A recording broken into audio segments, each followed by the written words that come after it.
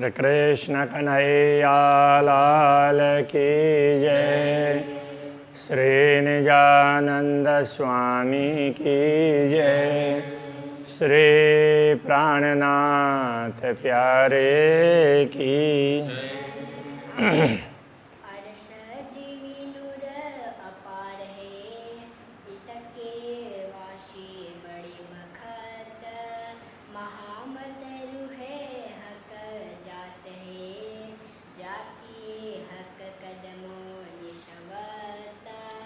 जाके हक कदमों निशवत।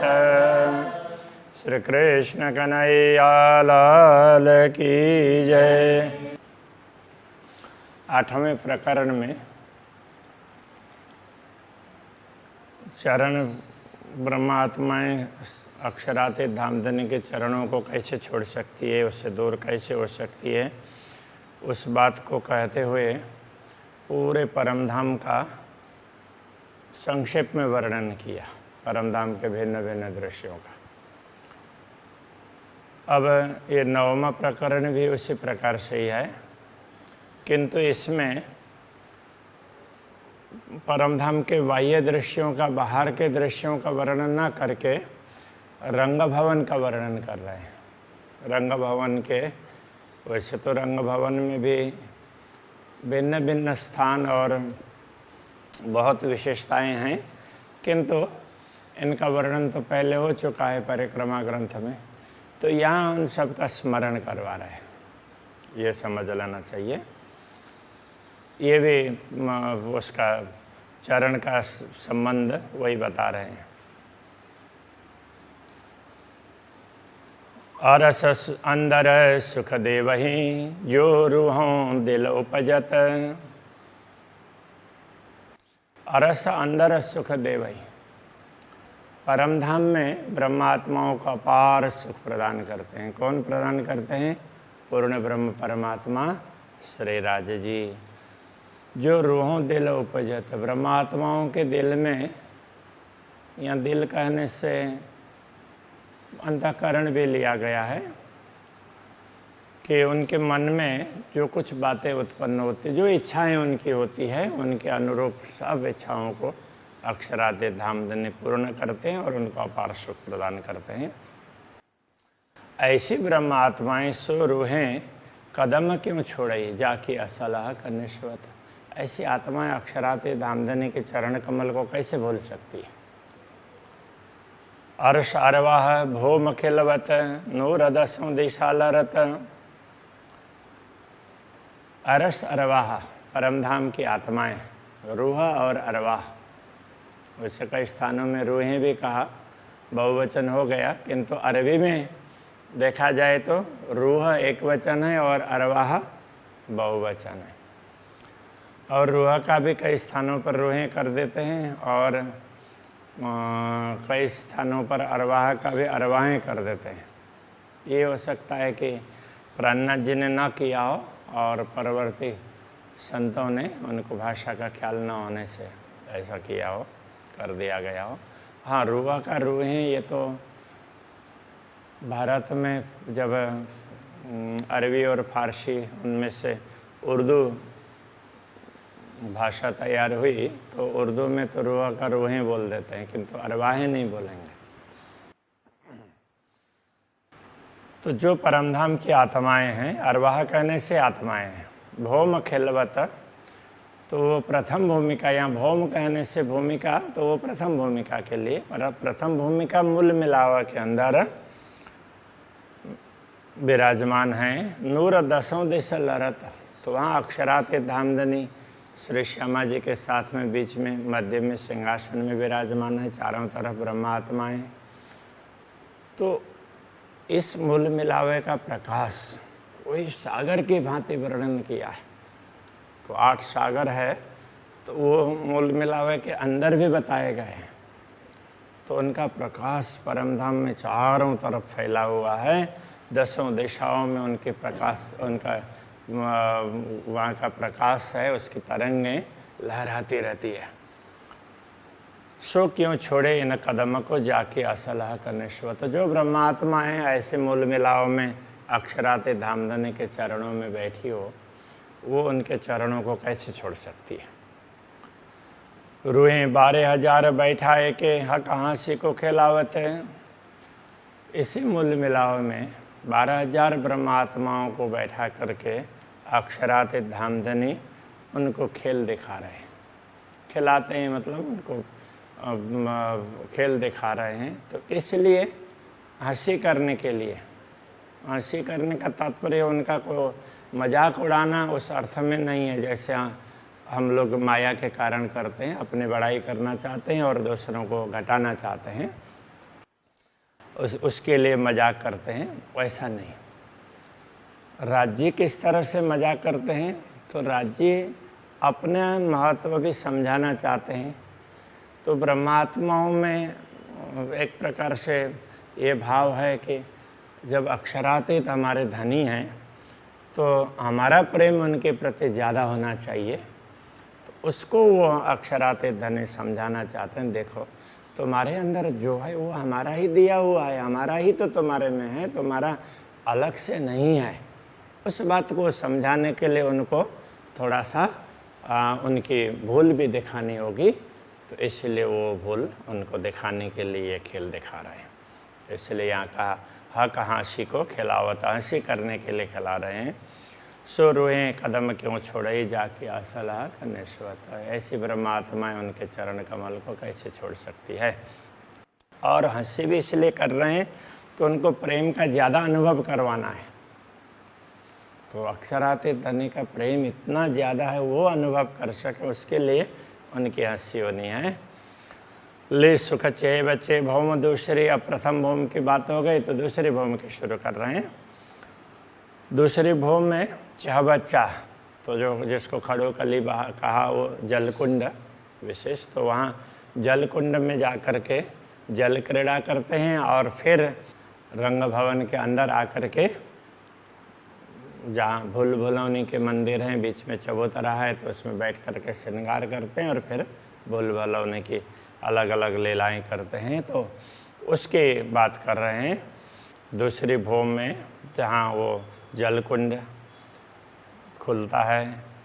महल माए सहस्रजित, जहाँ महल 12 सहस्रजित, 12,000 महल हैं। यहाँ महल कहने से मंदिर, 12,000 मंदिर भूल भुलौनी के जहाँ पर हैं। तो वहाँ लीला करने वाली ब्रह्मात्माएं सो क्यों छोड़े रुए कदम को, जाकी असलाह करने शिवता। वो अक्षराते धामधनी के चरण कमल को कैसे छोड़ सकती है, कैसे बोल सकती है। रुए तीसरी भूमि चढ़ के बड़े झरोखों आवत, तो ब्रह्मात्माएं तीसरी भूमिका में जा कर के बड़े झरोखे में, तो तीसरी भूमिका में से बड़ा झरोखा आरंभ होता है, फिर ऊपर तक जाता है। किंतु बाकी झरोखे तो बहुत हैं, तो ये बड़ा झरोखा है, इसलिए यहीं पर झरोखा हो गया, दहलान हो गई और पीछे चबूतरा है, इन सब को मिला करके ये बड़ा सा क्षेत्र है, उसको प्रतिशाल कहा है, वो पड़शाल। तो वहाँ बैठती है ब्रह्मात्माएं। सो क्यों रहे हक कदम बिना, जाकी असलाह का निश्वत। वो अक्षराते धामधनी के चरणों के बिना कैसे रह सकती है। कई इंड पलत है पैदा फना, जिन कादर एक कुदरत है। अक्षर ब्रह्म का वर्णन कर रहे हैं। जिन कादर का अर्थ होता है समर्थ। जो समर्थ अक्षर ब्रह्म है, उनका कुदरत है, उनकी प्रकृति, उनका स्वभाव। तो उनका स्वभाव कैसा है, तो कई इंड पलत है पैदा फना, उनके पल मात्र में करोड़ों ब्रह्मांड बनते हैं और करोड़ों मिटते हैं। ऐसा सामर्थ्य है उनके पास में। ऐसे अक्षर ब्रह्म ए आवे मुजरे इन स्वरूप के, अक्षरातीत धामधनी के स्वरूप के दर्शन के लिए आते हैं। और यहाँ ये भी कह सकते हैं अक्षरातीत के साथ में उनके मन में इच्छा हुई अक्षरातीत धामधनी कैसे लीलाएं करते हैं, तो उनकी लीलाओं को देखने के लिए इच्छा हुई। तो ब्रह्मात्माओं के दर्शन की भी इच्छा होती है। तो उन जिन ब्रह्मात्माओं के दर्शन के लिए आते हैं, ये भी कह सकते हैं धामधनी के दर्शन के लिए तो आते ही हैं, किंतु यहाँ पर ब्रह्मात्माओं का भी दर्शन चाह रहे हैं। इसलिए ऐसी ब्रह्मात्माएं जाके असलह का निश्वत, जिनका असली संबंध पूर्ण ब्रह्म से है, तो वो उन चरणों को कैसे छोड़ सकती है। वो पहले वाले चौपाइयों से उसका भाव यहाँ ले लेना चाहिए। नूर मकान से आवेदीदार को इत नूर जमाल विराजत। रंग भवन में तो या तीसरी भूमिका में अक्षराति धामधनी विराजमान है, और अक्षर ब्रह्म दर्शन के लिए अक्षरधाम से चल करके वहाँ पर आते हैं और चांदनी चौक में खड़े होकर के दर्शन करते हैं। तो अक्षराति धामधनी तो ब्रह्मात्माओं को अपने चरणों में रख करके अक्षर ब्रह्म को भी दर्शन देते हैं। ऐसी ब्रह्मात्माएं रूहें याद कदम क्यों छोड़ई, जिनका चरण कमल को सदैव याद करना चाहिए, उनको ब्रह्मात्माएं कैसे छोड़ सकती है, कैसे भूल सकती है। हक बैठे पौड़े भौमती सरी, आगू झरोखों आरोगत। अक्षराते धामधनी इसी तीसरी भूमिका में वहाँ बैठते भी हैं, बैठते हैं तो झरोखे में बैठते हैं और पौड़ते हैं। तो वहाँ जो दहलान के साथ में जो मंदिर हैं, तो उसमें नीला और दूसरी तरफ का पीला और बीच का ना नीला ना पीला। तो वहाँ पर इन मंदिरों में तो तीन मंदिर, दो तरफ तीन मंदिर, 6 और बीच के 4 मंदिर का दहलान इस प्रकार से तो वहाँ पर है। तो वहाँ इन्हीं अब एक तरफ के उसके दाहिने तरफ के ही मंदिर हैं, दाहिने साइड के। तो उस मंदिर में तो एक नीला तो एक पीला, और बीच में ना नीला और ना पीला, दोनों का असर उसमें पड़ता है। तो वहाँ वो विराजमान होते हैं, विश्राम करते हैं और भोजन करते हैं। तो इधर तो उसके लिए ये कहा आगू झरोखों आरोगत, झरोखे के आगे तो वहाँ दहलान में बैठ कर के वहाँ आरोगते हैं। तो ऐसे धामधनी की लीला में रहने वाली ब्रह्मात्माएं रूहें क्यों छोड़े इन कदमों को, इन कदमों को कैसे छोड़ सकती है, जाके असलह का निस्बत। रूहें अरश अजीम की भौम चौथी देखे निरत। परमधाम की आत्माएं चौथी भौम के नृत्य को भी देखती है। ऐसी आत्माएं सोह का कदम क्यों छोड़ई, अक्षराति धामधनी के कदम को कैसे छोड़ सकती है, जाके असलह का निस्बत, जिनका असली संबंध पूर्ण ब्रह्म से है। रूहें अर्श अजीम की 5वीं भौम पौड़ा था, 5वीं भूमिका की बात कर रहे हैं। परमधाम की आत्माएं 5वीं भूमिका में विश्राम करती है। वो भी अक्षराति धामधनी का मंदिर बीच में है और चारों तरफ ब्रह्मात्माओं के मंदिर है। अक्षराति धामधनी के चरणों को अपने हृदय में धारण करके वो विश्राम करती है। तो ऐसी आत्माएं उनके चरणों को कैसे छोड़ सकती है, तो ये कहना चाह रहे हैं। तो सुपने कदम न छोड़ई, जाके असलह का निस्बत। रूहें अर्श अजीम की भौम छठी कई जुगत। तो कई युगत का तात्पर्य तो युक्ति है। अब यहाँ ये समझना पड़ेगा कि छठी भौम में, परमधाम के छठी भौम में तो सुखपाल हैं। तो सुखपाल का सुख भी तो अलग अलग प्रकार के सुख होंगे ना। पूरे परमधाम में चारों तरफ उनमें बैठ करके जा करके घूम करके आ सकते हैं। तो ये कई जुगत कहने का तात्पर्य अनेक प्रकार के सुख, ऐसा समझना पड़ेगा। तो ये छठी भौम में सुखपाल के सुख प्राप्त करती हैं। तो सुख क्यों रहे कदम बिना ऐसी आत्माएं अक्षराति धामधनी के चरणों को छोड़ करके नहीं रह सकती। रूहें अरश भौम 7वीं, अब 7वीं भूमिका की बात कर रहे हैं। जो छप्पर खटों ही चत, और खट छप्पर, तो खट छप्पर कहने से तो वो झूले 7वीं भूमिका में, 8वीं भूमिका में। तो 7वीं भूमिका में झूलों में झूलती हैं आमने सामने। ऐसी आत्माएं सुपने कदम न छोड़े, स्वप्न में भी अक्षराति धामधनी के चरणों को नहीं छोड़ सकती है, जाके असलह का निस्बत। ये अरस भौम 8वीं, परमधाम की 8वीं भूमिका में साम सामी हिंडोलों खटकत, सामने सामने इधर और उधर सामने और इधर से इधर सामने, ऐसे चारों तरफ से एक साथ इकट्ठी होती है। वो खटकना, जैसे कोई चीज़ किसी को खटकती है तो उसका सीधा साधा अर्थ तो चुभ जाती है, ऐसा है। तो यहाँ खटकने का अर्थ चुभना नहीं है, वो झूलों में विराजमान होकर के झूलती है। तो उस तरह से अब वैसे देखा जाए तो झूलों के अंदर चुभ गई, ये भी वो बोल सकते हैं, लेकिन ये क्या है, मूल शब्द अपने यहाँ का नहीं है, इसलिए उसके अलग अलग प्रकार के अर्थ है। तो हम लोग ज़्यादातर खटकना, चुभने अर्थ में प्रयोग करते हैं, इसलिए केवल चुभना ऐसा नहीं है, झूले में विराजती है। तो ये रूहें सुपने कदम न छोड़े ही जाकी असलहा निस्बत। तो ऐसी आत्माएं अक्षराती धामधनी के चरण कमल को स्वप्न में भी नहीं भूलती हैं। अरस रूहें सुख नवमी भौमी सुख सिंहासन समस्त परमधाम की ब्रह्मात्माएं सारे के सारे नवमी भूमिका में तो क्या है, पहाड़ का झरोखा और बाहरी हार मंदिर, तो वो एक लेवल पर, तो वो एक जैसा है। तो वहाँ बैठ करके फिर अक्षराती धामधनी के साथ में बैठ करके चारों तरफ का दृश्य देखते हैं, समस्त मतलब साथ में। तो सिंहासन के साथ में बैठ करके तो देखते हैं। तो जिधर का दृश्य दिखाना होता है तो धामधनी उनको उसी दिशा में ले जाते हैं और दृश्यों को दिखाते हैं। तो सो क्यों रहे हक कदम बिना जाकी असलहा करने से बता। ऐसी ब्रह्मात्माएं धामधनी के चरणों को छोड़ करके कैसे रह सकती है। रूहें रहे वे अर्श में जो सुख झरोखे भोगवता। तो अब ये भी झरोखे के सुख हैं, चारों तरफ दर्शन करना। तो नवमी भूमिका में रह करके इन सुखों को भोगने वाले ब्रह्मात्मा हो गए। सो क्यों रहे हक कदम बिना धामधनी के चरणों के बिना वो कैसे रह सकती है।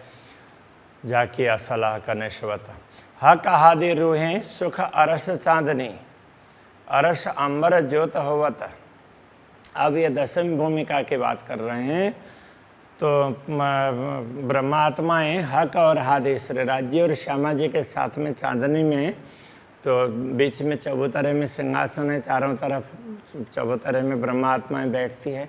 तो कभी कभी तो बाहर के साइड में वो दहलान जैसा है, तो वहाँ जा कर के भी बैठती है, वहाँ से भी बाहर दर्शन, वहाँ से भी अलग प्रकार का आनंद दिलाते हैं।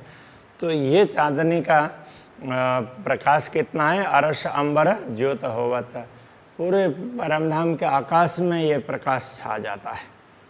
तो ऐसी लीला में रहने वाली आत्माएं सो क्यों रहे हक कदम बिना धामधनी के चरणों को छोड़ करके कैसे रह सकती है। जाकी असलह का निस्बत सकल भौम सुख ले वही रूहें हक कदम पकड़ता। अक्षराती धामधनी के चरणों को पकड़ करके, कहने का तात्पर्य उनके सानिध्य में रह करके परमधाम के सभी भूमिकाओं का, रंगमहल के सभी भूमिकाओं का लाभ लेती है ब्रह्मात्माएं। ऐसी ब्रह्मात्माएं सो क्यों रहे इन कदम बिना, इन चरणों को छोड़ करके कैसे रह सकती है इनके बिना। आई नजीक जागनी, पीछे तो उठ बैठा था, तो कहते हैं देखो अब तो जागने का समय आ गया है। बाद में तो उठ करके जागृत होना ही है, परमधाम में बैठे ही हैं, तो जागृत होना है। हाँसी ओसी भूली पर, जो हम माया को देखते हुए भूल जाते हैं, तो इस भूल पर हंसी हो जाएगी। तो इसलिए अब सचेत हो जाओ, ये कहना चाह रहे हैं। तो जिनको जाकी असलह का निस्बत, जिनका असली संबंध पूर्ण ब्रह्म से हैं, ऐसी आत्माओं पर हंसी होगी, इसलिए सचेत होना चाहिए। रूएं हुक्म ले दौड़ियो मूल तन अरस में उठता। तो ब्रह्मात्माएं तो अक्षराती धामधनी के आदेश से तुम दौड़ो, कहने का तात्पर्य यूँ तैयारी कीजिए, आगू करनी है दौड़, इस तरह से तैयार हो जाओ, सचेत हो जाओ, जागृत हो जाओ। मूल तन अरस में उठता, मूल परमधाम के मूल तन परात्मा में जागृत होना है। तो हाँ कहाँ शशि तुम ऊपर, तुम यदि जागृत नहीं होगे तो धामधनी तुम पर हंसी करेंगे। रूहें क्यों भूली ए निस्बत। तो ब्रह्मात्मा इस संबंध को कैसे भूल सकती है।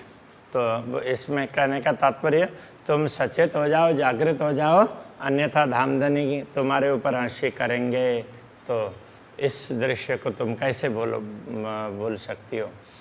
आया नजीक बखत मोमिनो, क्यों भूली आदि नश्यत। अरे ब्रह्मात्माओं, जागृत होने का समय आ गया है, इसलिए सतगुरु के उपदेश को, नश्यत उपदेश, उसको तुम भूलो मत। जो सुपने कदम न भूलिए, हंसी हकसों ले निश्वत। यदि स्वप्न में भी धामधनी के चरणों को नहीं भूलेंगे तो हंसी आकसों ले निश्वत। जब जागृत होंगे तो हम भी खुश हो जाएंगे धामधनी के साथ में, तो हमें भी लगेगा कि चलो हम भूले नहीं, हम सचेत रहे, ऐसा होगा। और ये विश्वास होना चाहिए, अब इससे जागृत हो जाओ। इसके लिए लाहा लीजिए दोनों ठौर का, सुनो मोमिनो कहे महामत।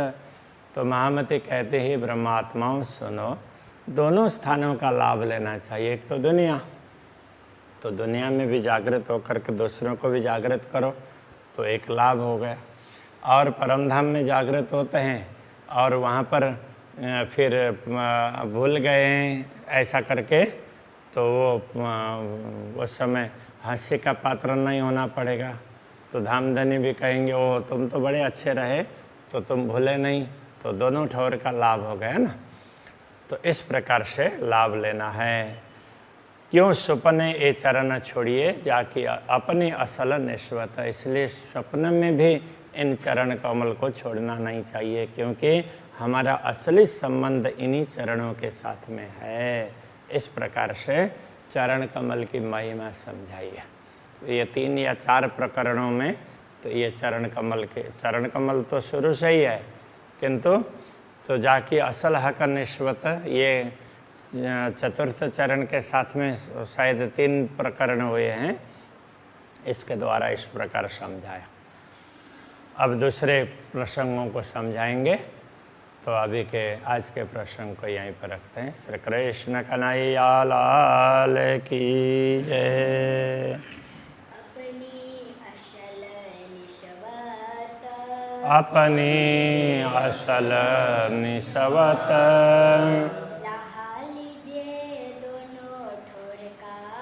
लाह लीजे दोनों ठौर का।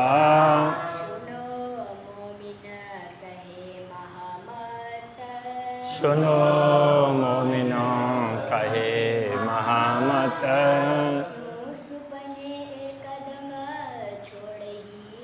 क्यों सुपने ए चरण छोड़िए,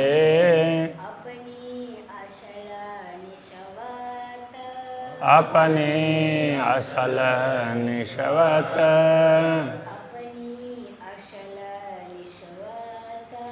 अपनी असल निस्वत। कृष्ण कन्हैया लाल की जय, श्री सद्गुरु महाराज की जय, श्री प्राणनाथ प्यारे की जय, श्री पांचनौतनपुरी धाम के जय, जगत गुरु आचार्य श्री 108 कृष्ण मणि जी